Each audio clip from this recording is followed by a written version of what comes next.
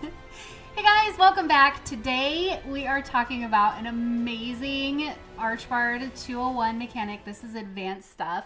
Ryan came up with this amazing mechanic and brought it to the table. I didn't have previous knowledge of it when you did it, but it was, oh my god, it was so much fun. And he's going to explain all about it. It's a little complicated, so you're going to want to follow along, get your journal out to take notes, but you're definitely going to want to do this for your players.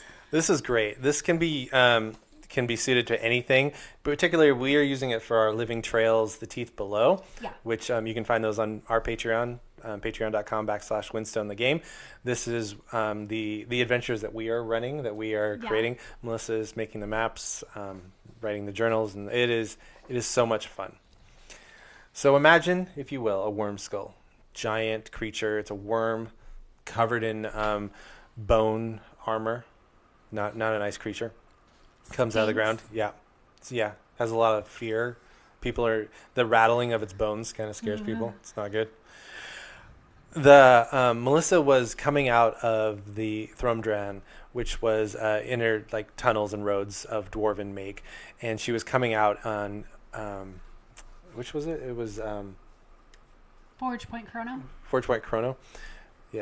Chrono. She's coming out of Forge Point Chrono, which is an old ruin. It's an old tower. So imagine her coming out of the dwarven ruin into this kind of keep, this tower, and she kind of looks out, and it is kind of a sandy ground, a very soft ground, and grassy. Yep. The minute she steps on the ground, the vibration of kind of her making noise, any kind of strong vibration on that ground, creates a Wormskull to erupt out of the ground. Yeah. And so what I needed was a very fair mechanic, because I wanted this encounter was deadly. Wormskulls are not something that you can, you're like, yeah, okay, no problem. So I needed a really fair way of spawning the Wormskulls in a way that allowed me as the Archbard to be like, okay, yeah, I'm not trying to, I don't have it out for you. This is an automated kind of process. And so the Wormskull mechanic is thus.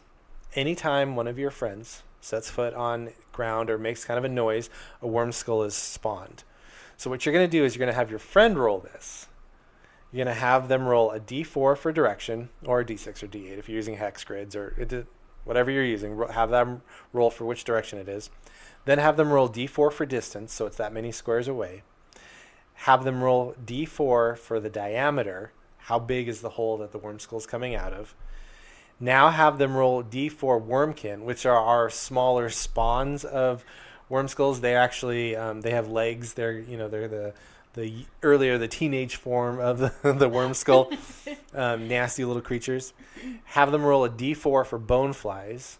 That is like these little buzzing boneflies that are drawn to the Wormskulls and the Wormkin, and they stop actually you from being able to focus, which is in Windstone stops you from shooting your bow, so not good. And then have them, the last roll is a d4 for rounds. How long is that Wormskull going to be out on the ground, kind of looking for its prey? Yikes! Yeah, so. This is all written down. We have this mechanic on our social media posts. You can find it. We'll probably throw it up on our Patreon as well if you're looking there. The way that this worked, right, is I had this whole ground, and so they were stuck in the middle of this map, and they had to get to the next. They had to escort, a dwarf. What was she? A dwarf cleric that was injured. And so she's like, you got to get me to the Thunderbird Shrine, which is up on this rocky hill. And they're like, okay, yeah. And so having the Wormskulls come out, and I had 3 of them in the entire encounter. So at some point, Melissa realized that, oh, yeah, okay, cool. There's only 3. So if we get all 3 above ground, we know where they all are and we can move.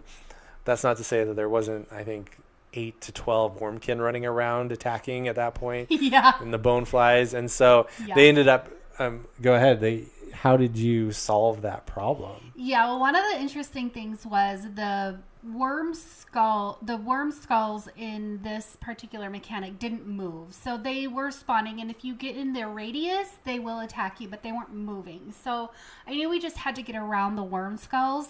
The Wormkin and the Boneflies came out and attacked. So it was fun. The decision was whether to run across the ground and spawn everything and dodge around the battlefield, We were kind of lucky in our setup in that we had a tower. So we actually created a chain to kind of throw it across the battlefield. And so there was a lot of mechanics with how our chain was getting thrown. Yep. And that was, of course, we were missing. And it was spawning more worm skulls.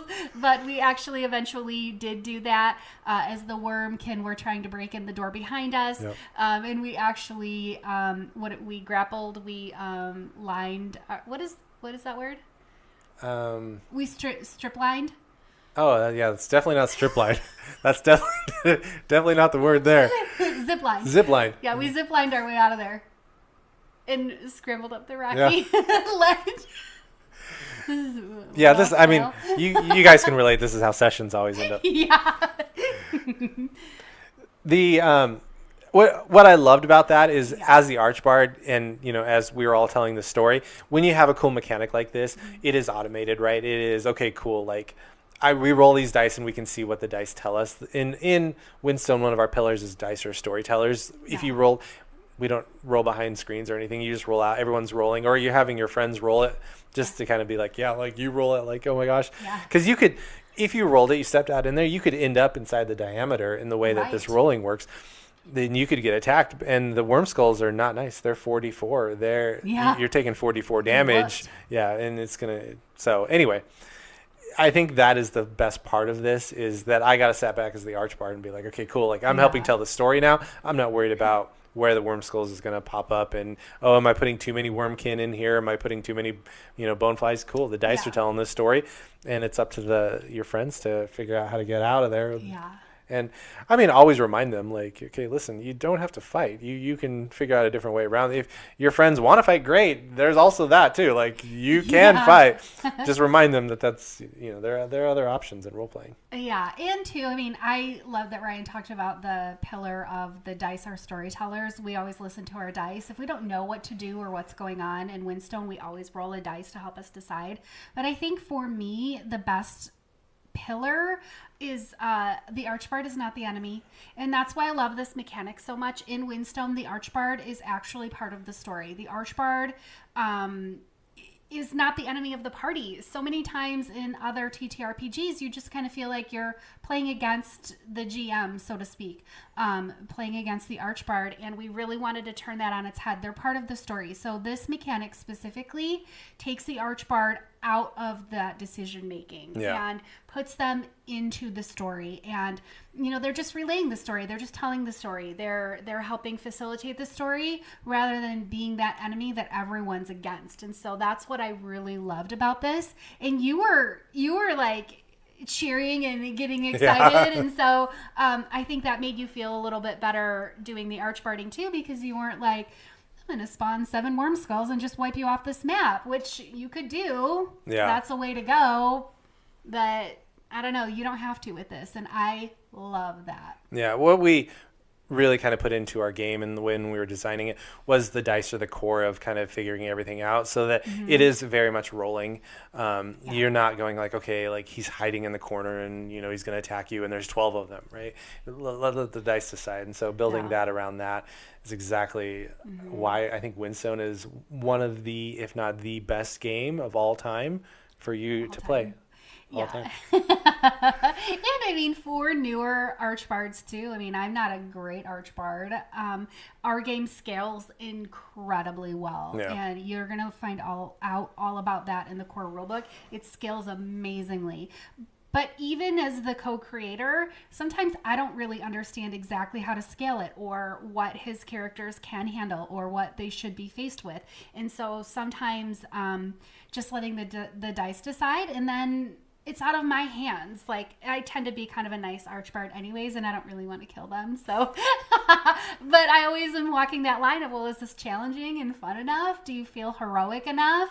Or was this just too easy? And so this kind of helps take that decision out of there as well for newer Archbards, or Archbards that are nicer and want everyone to. Yeah, for sure. Live. Like, you can to that point, the scalability, I love that Melissa brought that up, is you can put out a few Wormkin on the table, and all of our creatures have cores, dice at their heart, so you know that they're 2d4. Okay, cool, that creature's 2d4. I know their attack, I know their life, etc. Go check out our Life in Chunks video if you need to know more about that, or download the Windstone Quick Start Guide to understand that. But having a mechanic where we're doing direction, distance, diameter, how many Wormkin, and then how many rounds they're up, that isn't a huge stretch. That isn't a huge step. To be like, okay, cool, I put the monster down, now what? Okay, well, add, distance, add time, add, where it came from, add how many there are by just dice rolls, right? Those decisions are taken away from you. You are leading that. You are definitely doing that. But great, that our mechanics, they're so much fun to just take it to the next level. Yeah. And you'll see the difference when playing. You'll be like, okay, yeah, cool. And then having your friends understand that, right? Yeah. I think one of the things for me is that mechanics, people are like, oh, it's hidden behind a thing you can't see. You can't show behind the curtain. The Wizard of Oz can't let you know that he's using a giant projector. No, that's cool. Your friends figure out the mechanic. It's like a video game. They're like, I know what I'm doing. I know why that works. You understand the rule, and you all buy into it, and you're like, yes, this is how the world works, and I can role play in that world. Yeah, and then you can. That just opens up more options besides I swing my sword. Yeah, exactly. I don't know. It's more fun. It's more fun that way. Yep. I love it. Good job. I Yep. love this mechanic, guys. Try it out. Let us know if you played it. Let us know if you like it. Let us know if you have any tweaks to it. I always love feedback and to hear your ideas as well. Yes. Please get started. Windstone the game.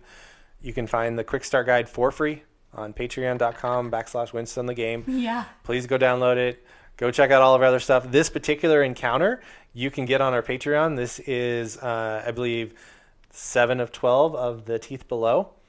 Don't quote me on that, but just go check out the Teeth Below. You'll find it in there. Yeah. This is an amazing encounter, and you're going to love it. Bye, guys. Bye.